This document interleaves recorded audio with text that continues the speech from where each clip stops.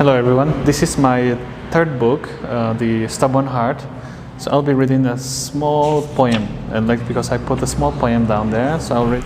This book is dedicated to my family members for not reading a single book I've written, and also for not congratulating me each time I release a new book. To my teacher who cursed me when I was in class 6, saying, "You will never make it in life, you are hopeless. I still remember your face, but I don't remember your name. Sorry." To my late grandfather, Mr. Lotsoni, who raised my stubborn dad and us, I know you would hate me for using your name in the book, but hey, at least I let you travel around the world and have many girlfriends. Small poem down there, so I'll read it for you. It's called A Beautiful Scene. I took her to my hotel room, our reunion after 2 years. We had a lovely dinner. We had some wine and pork.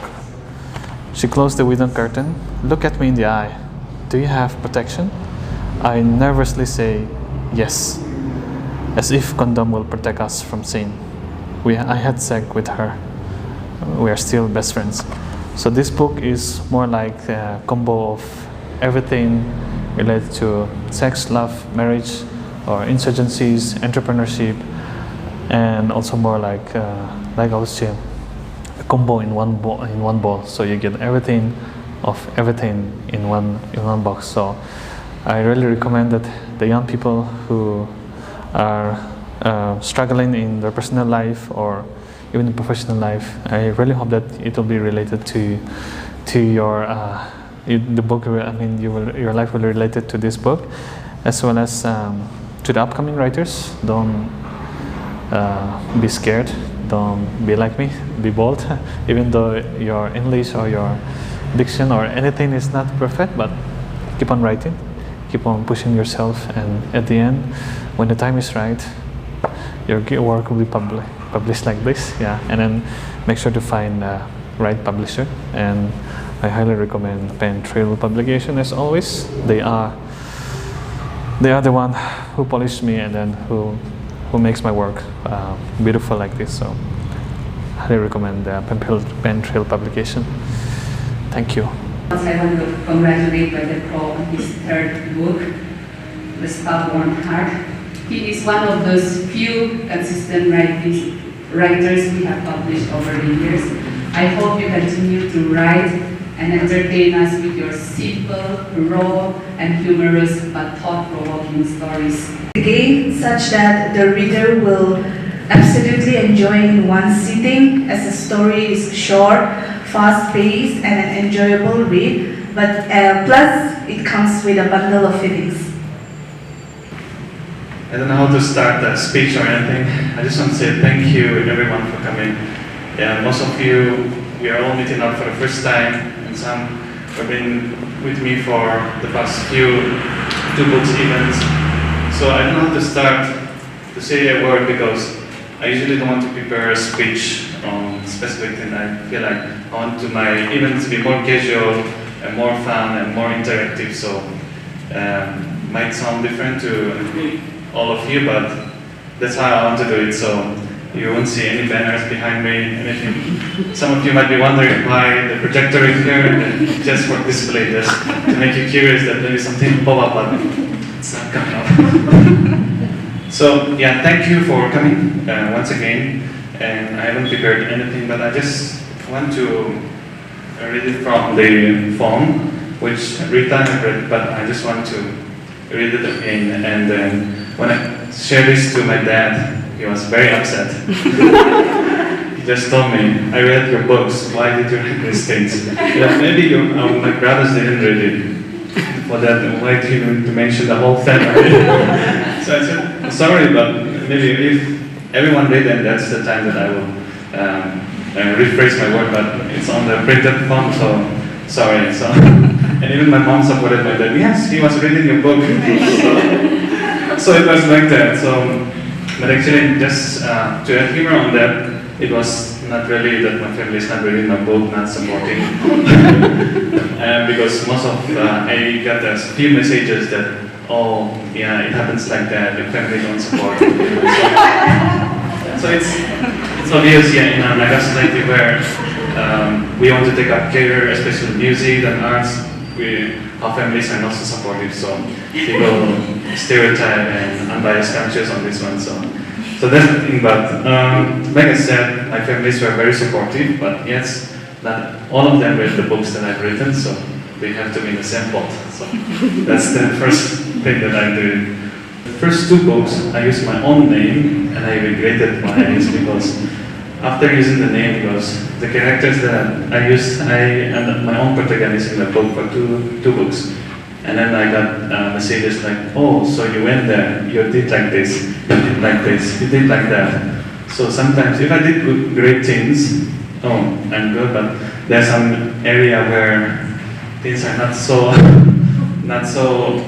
good, the protagonist. So I regret that I used my own name, because many people suspected that it's not fiction but non-fiction. So this time I used my grandfather's name, and it's also a tribute to him because I'm not able to do it when I was young. So With great absolute pride and pleasure, I'm releasing this book. Should we clap? I think.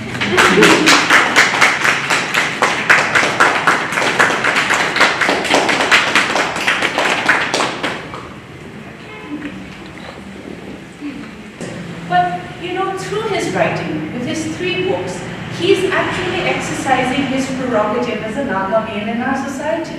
Because men can, not all men perhaps, but if they dare, society can somehow allow men to speak about premarital sex.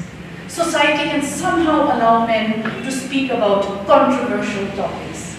And if you're a woman, you have to be married like me. I couldn't wait to get married because I was like, thank God, now I'm married, I'm a mother, now I can start writing about controversial things.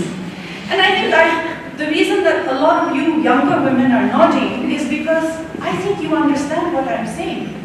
As young women, and young Naga women, I teach in college, and I have come across so many young women and men. The reality of Naga society is very, very different from the kind of facade that we as a society are trying to get to. Premarital sex is normal, almost, common. Sexual abuse in these premarital relationships is normal.